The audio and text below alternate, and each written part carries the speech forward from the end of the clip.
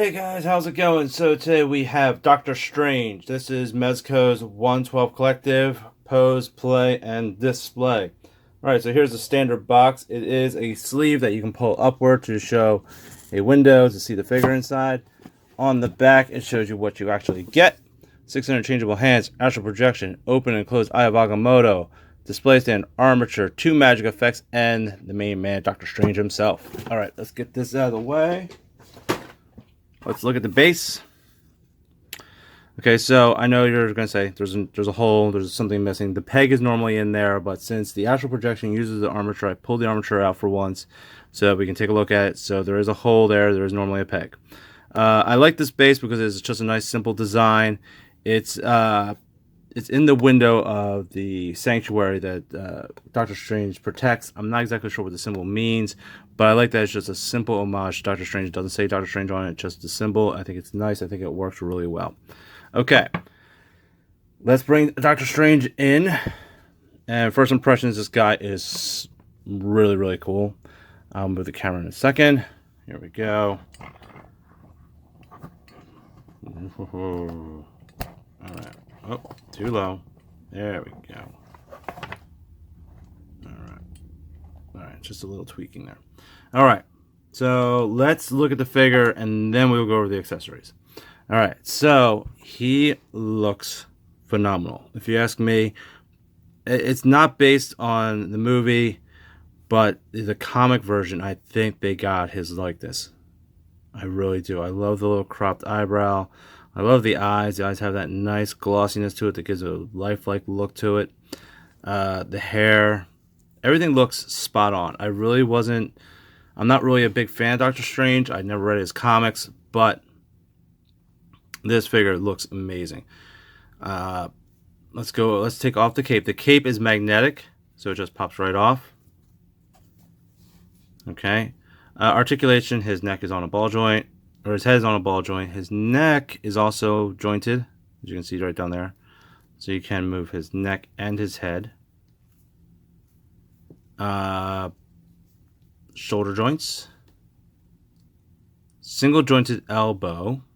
Ball jointed wrist. Hip joint. One. Double jointed knees. Ball jointed ankle, ab. There is an ab, and there is a waist. Okay, so that goes over all the articulation. Plastic to fabric. All this is fabric. There is a plastic bottom for the soles of the feet. Fabric shirt. Plastic gloves. Plastic head. Plastic neck. Yep. Cloth cape. But the cape itself has a wire armature in it, so you can actually get some nice, fantastic looking effects with it. It has a nice shine to it. I don't know, you can see that in the camera how it kind of gets this nice shine to it as it moves, as the light catches it. So you can really, really pose him beautifully because that cape itself is supposed to be alive. And you can actually get that effect. You can put him on a shelf somewhere, and that is a nice looking figure. All right, so let's go over the accessories. We'll go over the hands first. I have both his fists in. You have multiple different posing hands to be casting spells. You have an open hand like that. You have a straight out hand. Looks like a karate chop. And then there's the last casting spell hand here, like so. So you get 3 left, 3 right, all different variations. So the only mirrored hands are the fists. And then for casting, you have your spell abilities, which look beautiful. The way that they are sculpted, they're all done with clear plastic. You can see that there's like different runes in there that show it off. You can see in there it picks up really nicely if you have some lighting on it. The way that they just clip on, you can see that there's an opening in here. So you bring out one of his hands and you just clip it on. You can just slide the fist through. I wouldn't have... I guess you could put on the other fists, but I think it works best if you actually just kind of hide. You just use the fist to slide it in there. So it looks like that. And then you can do the other one on the opposite hand if you like, or you can do one and have the other hand showing off like a casting spell. There you go. So you can say offense, defense, whatever you want to say. But like I said, even as I'm moving the figure of the cape, it's just like kind of moving out of its way. So it really is fantastic. So there's 2 more accessories. So let's lose the spells. I'm gonna lose the cape for a minute as well. The Eye of Agamotto can be removed.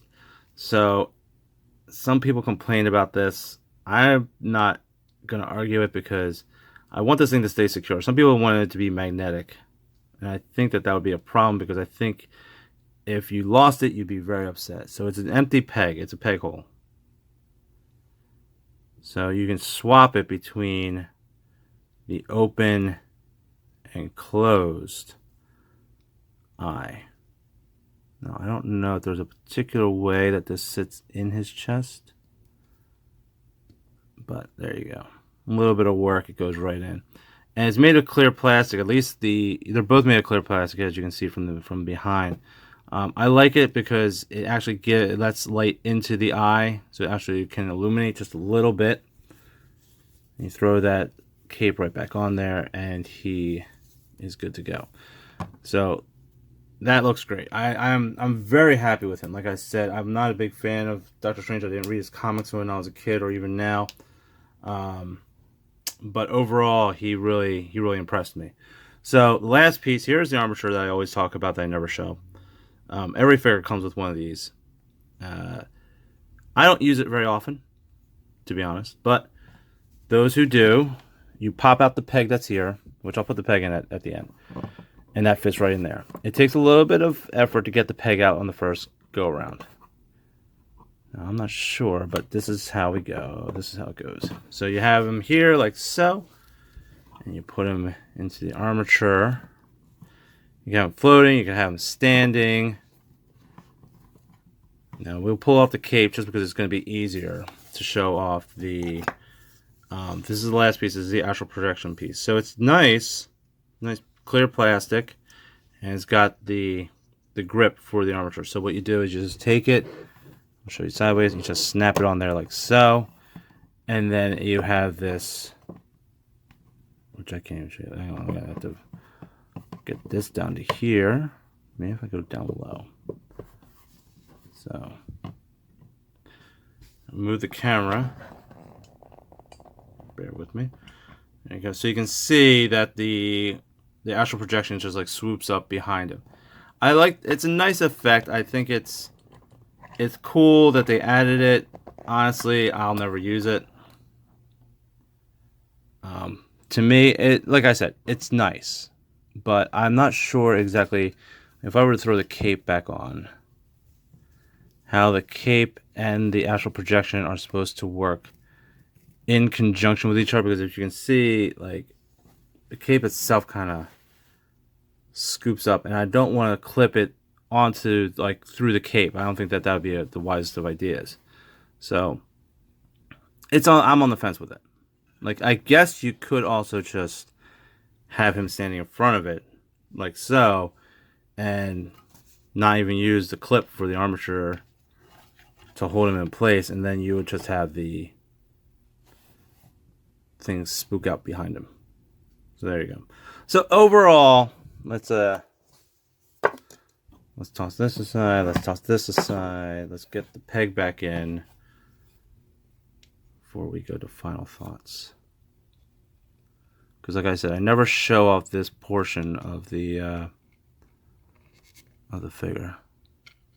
Let's probably pop it back in through the top. Yeah, there you go. Just pop it back in through the top. You can push it out through the bottom, but also you can just pop it out through the top. It stays in by friction.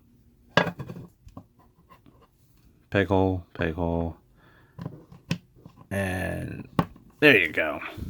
Doctor Strange, ladies and gentlemen. Okay, so final thoughts. If you're a fan of Doctor Strange, you probably already own him.